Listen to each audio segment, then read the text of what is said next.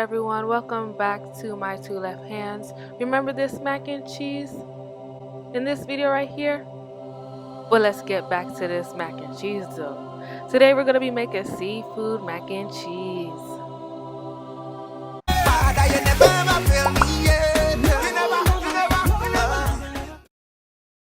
Let's get into it. So today we're going to be making a seafood mac and cheese.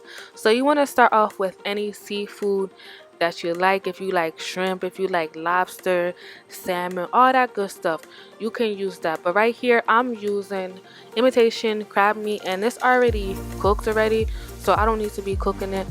I'm also going to be using salmon, so I already cooked that already. It's in my bowl to the side. And what we're going to be doing, we're just going to be cutting this up into small bite-sized pieces. You do not want to chew on a big old chewing gum size crab meat. We don't want that. So we're just going to cut this up finely so we can put this into our bowl. And over in the corner right there, I do have some like shredded crab meat. You can also do that too. So once that's done, you're going to go ahead and put that in your bowl to the side.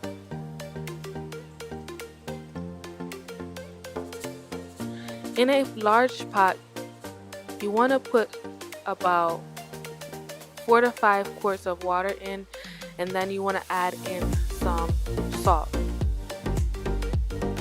This helps with the boiling process, and also you do not want your noodles to be bland.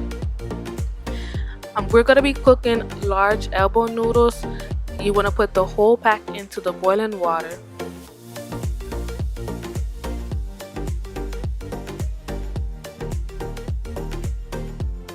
And you want to cook this for about 8 to 10 minutes. That's what the package says, but I put an extra 5 minutes on that time to get a little soft. So once that's done, you want to drain your pasta noodles.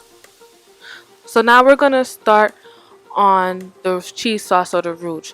So in your skillet or a saucepan, you want to add in some butter. And I'm using a skillet because my saucepan is too small. So let that butter go everywhere around the skillet.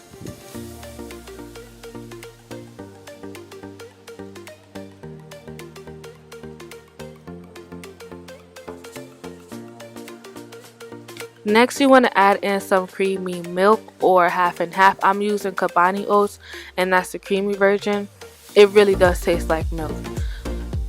You want to add in some cheddar cheese, and I'm actually using 3 cheeses here. So I'm using cheddar cheese, the yellow one, and then also some sharp cheddar cheese, the white one. And I add about half of that in the beginning.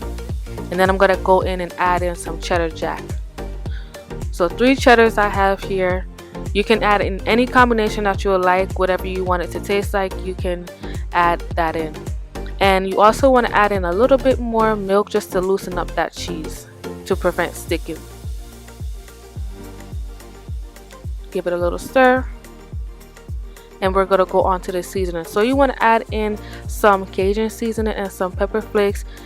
I normally say whatever you want your meat or your cheese sauce to taste like, you just add whatever season you want. So if you want garlic in there, a little bit of pepper, do that. So once our pasta is strained, we're going to add in some butter, stir that around, and make sure that each noodle is touched.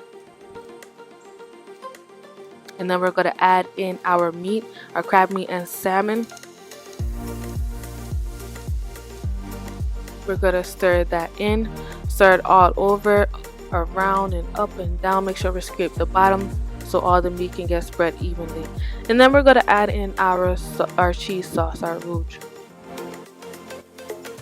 Go ahead and stir that in. Make sure that each pasta noodle is getting covered. And I actually went back and made another sauce because it wasn't enough cheese. Like, I love cheese, so please don't judge me. I love cheese. So we're going to go ahead and stir that in. Make sure that each noodle is covered again. Stir that bad boy in, and we're going to get a close-up on this cheesy goodness. I don't even know if that's a word, but this is cheesy goodness right here. I'm in cheese heaven. Whew. Make sure you get those corners. And we have a slow-mo right here. Look at that cheesy goodness. Oh my goodness, it looks good.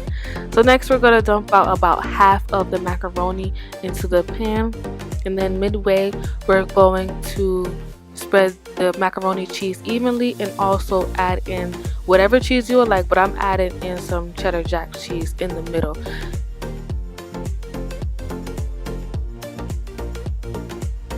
And then go ahead and pour out the rest of the macaroni on top of that and spread it evenly. I actually thought it wasn't going to fit, but it actually did. Go ahead and spread it evenly. Make sure there's no loopholes or no space. Go ahead and set your oven to 350 degrees. And lastly, what you want to do, you want to sprinkle some cheese on the top of your mac and cheese, that cheddar jack cheese or whatever you would like to put on there.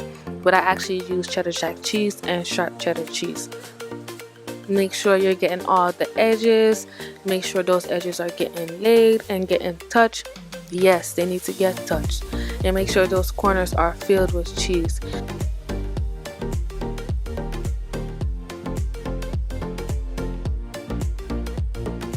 Lastly, what you want to do, you want to put some parsley on there for decoration, for presentation, all that stuff. So once that's done, you're going to basically shake the mac and cheese pan so all the air bubbles can get filled, and you're going to pop this into the oven on a baking sheet for 30 minutes to 45 minutes. Ooh, look at this mac and cheese, so delicious and golden. Ooh, this is delicious.